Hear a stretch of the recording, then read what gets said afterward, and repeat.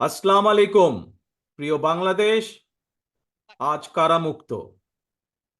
পুরো বাংলাদেশটাকেই বিগত 15 বছর ধরে বন্দি করে ফেলা হয়েছিল। আয়নাঘর মুক্ত আজ আমাদের প্রিয় বাংলাদেশ।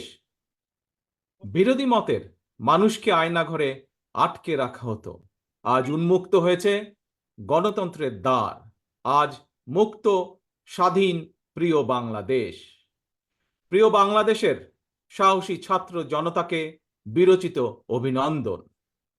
প্রিয় দেশবাসী, আপনাদের ঐক্যবদ্ধ আন্দোলনে গণহত্যাকারী হাসিনা দেশ ছেড়ে পালিয়েছে। প্রমাণ হয়েছে আবারও মুক্তিযুদ্ধের বাংলাদেশ কখনো পরাজয় মানে না, মানতে পারে না এবং মানবে না। বাংলাদেশের পক্ষের শক্তি ঐক্যবদ্ধ থাকলে কোনো অপশক্তি বাংলাদেশকে দমিয়ে রাখতে পারবে না ইনশাল্লাহ। 1971 এর মুক্তিযুদ্ধ আর 2024-এর মুক্তিযুদ্ধ, উভয় মুক্তিযুদ্ধেই জনগণের বার্তা একটি। কি সেটি? সেই বার্তা হলো, শর্ত দিয়ে স্বাধীনতা হয় না। স্বাধীনতা প্রিয় জনগণ স্বাধীনতা অর্জন কিংবা স্বাধীনতা রক্ষায় কোনো শর্ত মানে না, মানতে রাজি না। গণহত্যাকারী স্বৈরাচারী হাসিনা পালিয়ে যাবার পরে বাংলাদেশ থেকে, প্রিয় বাংলাদেশ থেকে আমি যত মানুষের সাথে কথা বলেছি, প্রতিটি মানুষ অনুভূতি প্রকাশের প্রথম উচ্চারণ ছিল, বাংলাদেশ স্বাধীন হয়েছে। স্বাধীন বাংলাদেশ থেকে বলছি। দেশ এবং জনগণকে স্বাধীন করতে গিয়ে চোখে মুখে বুকে গুলি আলিঙ্গন করা আবু সাইদ কিংবা মুগ্ধের মতন হাজারো ছাত্র ছাত্রী, তরুণ তরুণীকে প্রাণ বিসর্জন দিতে হয়েছে। আহত হয়েছেন অসংখ্য, অগণিত মানুষ। এর ভিতরে ছাত্র ছাত্রী রয়েছেন, এর ভিতরে রয়েছেন সাধারণ মানুষ, গৃহিণী, এর ভিতরে রয়েছেন রাজনৈতিক নেতা কর্মী বৃন্দ। গণতন্ত্রের বিজয়ের ইতিহাসের এই মানুষগুলোর স্মরণীয় হয়ে থাকবেন। ছাত্র জনতার এই বিপ্লবে দেশের সকল শ্রেণী পেশার মানুষ সেদিন রাজপথে নেমে এসেছিলেন। গণতন্ত্রের পক্ষের রাজনৈতিক দলের নেতাকর্মীদের পাশাপাশি একজন মা যেমন তার সন্তানকে কোলে নিয়ে সেদিন রাজপথে সামিল হয়েছিলেন, একইভাবে শিক্ষক, সাংবাদিক, বুদ্ধিজীবী, সাংস্কৃতিক কর্মী, শ্রমিক সহ সকল শ্রেণী পেশার মানুষ সেদিন রাজপথে নেমে এসেছিলেন। 52, 71 কিংবা 90-এর মতন দেশের ছাত্র সমাজ বিজয়ের নতুন আরেকটি অমর ইতিহাস রচনা করেছেন। ছাত্র জনতার ঐক্যবদ্ধ বিপ্লবের মধ্যে দিয়ে 2024 সালের 5ই আগস্ট বাংলাদেশ দেখেছে আরেকটি বিজয়। আমি বিএনপি সহ গণতান্ত্রিক আমি প্রতিটি রাজনৈতিক দলের পক্ষ থেকে দলমত নির্বিশেষে অভিনন্দন জানাই বাংলাদেশের বীর জনতাকে। প্রিয় দেশবাসী, হাজারো শহীদের রক্তের বিনিময়ে অর্জিত স্বাধীনতার গৌরবকে কালেমুক্ত করার ষড়যন্ত্র এরই ভিতরে আবার শুরু হয়ে গিয়েছে। দেশকে গণতন্ত্রের উত্তরণের চলমান প্রক্রিয়াকে বাধাগ্রস্ত করতে সারা দেশে অস্থিতিশীল পরিবেশ সৃষ্টির ষড়যন্ত্র স্পষ্ট হয়ে উঠছে। প্রশাসনের প্রতি আহ্বান, শক্ত হাতে আইন শৃঙ্খলা নিয়ন্ত্রণ করুন, প্রতিটি মানুষের নিরাপত্তা নিশ্চিত করুন। ধর্ম, বর্ণ পরিচয়ের কারণে কেউ যেন নিরাপত্তাহীনতায় না থাকে, সবার আগে সেটি নিশ্চিত করতে হবে। দেশের বর্তমান পরিস্থিতিতে বিএনপি সহ বাংলাদেশের গণতন্ত্রের পক্ষের দলগুলোর দৃষ্টি আকর্ষণ করে বলতে চাই, ষড়যন্ত্রকারীদের এই নৈরাজ্যের কাছে আমরা হার মানতে পারি না। আমি বিশেষ করে এই মুহূর্তে দেশের সবচেয়ে বড় এবং জনপ্রিয় রাজনৈতিক দল হিসাবে সারা দেশে বিএনপির সর্বস্তরের নেতাকর্মীর প্রতি আহ্বান রেখে বলতে চাই, আপনারা যিনি যেখানে বসবাস করেন সেখানে আপনার বন্ধু কিংবা পাড়া প্রতিবেশী, তিনি মুসলমান, বৌদ্ধ, হিন্দু, খ্রিস্টান, ধর্মীয় পরিচয় যাই হোক না কেন, বিশ্বাস যাই হোক না কেন, তার নিরাপত্তায় আপনি ঢাল হিসাবে দাঁড়িয়ে দৃষ্টান্ত স্থাপন করুন। আমাদেরকে মনে রাখতে হবে, বাংলাদেশে ভূখণ্ডে বসবাসকারী প্রত্যেকটি মানুষের একটি পরিচয়, সেটি হচ্ছে আমরা বাংলাদেশী। প্রিয় ভাই বোনেরা, আরেকটি বিষয়ের প্রতি আপনাদের দৃষ্টি আকর্ষণ করে কথা বলতে চাই। একটি সভ্য এবং গণতান্ত্রিক রাষ্ট্রে পুলিশ অপরিহার্য। পুলিশ জনগণের শত্রু নয়। গণহত্যাকারী হাসিনা বিনা ভোটে ক্ষমতায় থাকার জন্য আইন শৃঙ্খলা বাহিনীকে জনগণের শত্রু হিসাবে দাঁড় করিয়েছে। তবে আমি বিশ্বাস করি, বিএনপি বিশ্বাস করে, বাংলাদেশের গণতান্ত্রিক রাজনৈতিক দলগুলো প্রত্যেকে বিশ্বাস করে, পুলিশের ভেতরে একটি চক্র ছাড়া অধিকাংশ পুলিশ কর্মকর্তা এবং সদস্য চাকরিবিধি মেনেই, দেশের আইন কানুন মেনেই দায়িত্ব পালনের চেষ্টা করছেন।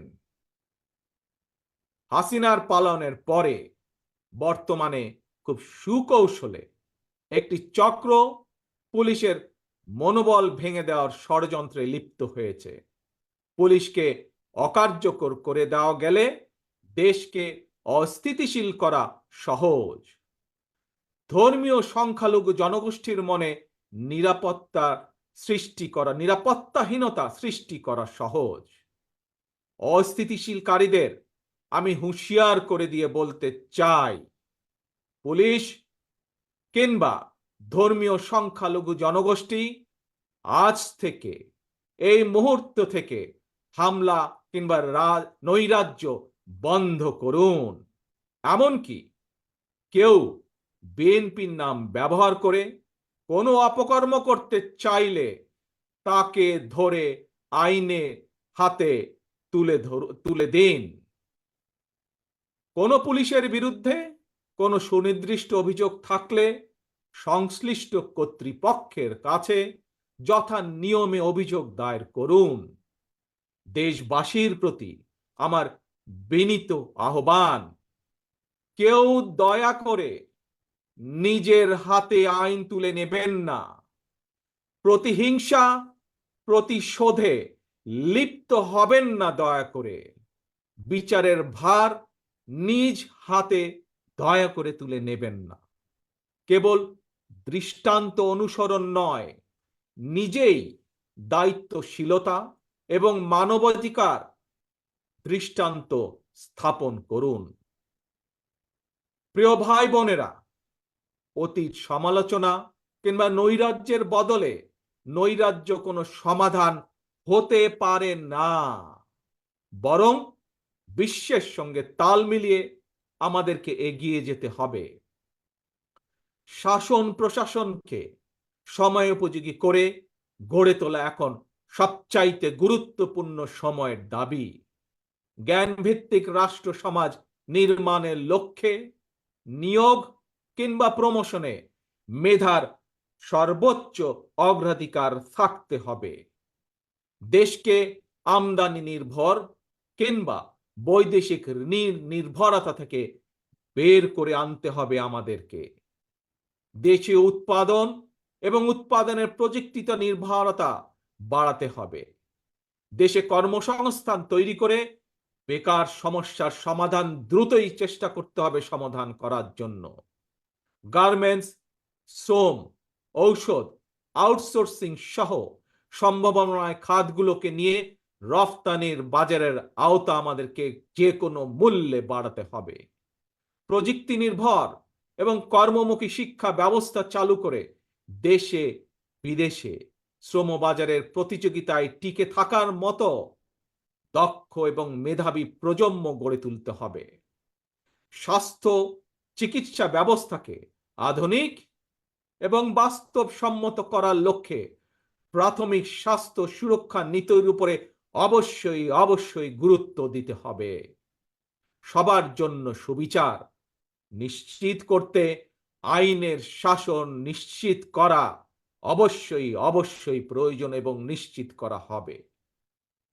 প্রিয় ভাই বোনেরা, দেশে কিংবা প্রবাসে এমন অনেক বাংলাদেশী রয়েছেন যারা জ্ঞানে বিজ্ঞানে অভিজ্ঞতায় সমৃদ্ধ। প্রচলিত রাজনৈতিক ব্যবস্থায় বিজ্ঞদের এরকম অনেকেই সংশ্লিষ্ট হতে চান না। সুতরাং এইসব গুণী মানুষদেরকে রাষ্ট্র পরিচালনায় ও নীতি প্রণয়নে অন্তর্ভুক্ত করতে জাতীয় সংসদে উচ্চ কক্ষ চালু করার প্রস্তাব বাংলাদেশ জাতীয়তাবাদী দল রেখেছে এরই ভিতরে। রাজনৈতিক এবং রাষ্ট্র পরিচালনায় গুণগত পরিবর্তন আনতে না পারলে আমাদের আজকের এই বিপ্লব কাঙ্ক্ষিত ফল মিলবে না। প্রিয় ভাই বোনেরা, 12.5 কোটি ভোটারের অধিকার কেড়ে নিয়েছিল স্বৈরাচার।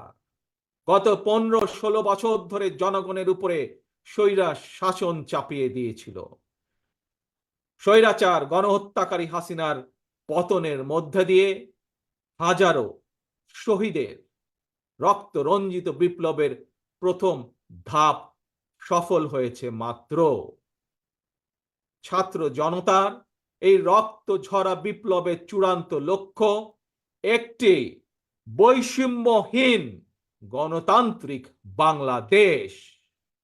তাই বিপ্লবের লক্ষ্য বাস্তবায়নে দ্রুততম সময়ের মধ্যে জাতীয় নির্বাচন অনুষ্ঠান করতে হবে। দ্রুততম সময়ের মধ্যে জনগণের ভোটে নির্বাচিত প্রতিনিধিদের কাছে ক্ষমতা হস্তান্তর করতে হবে।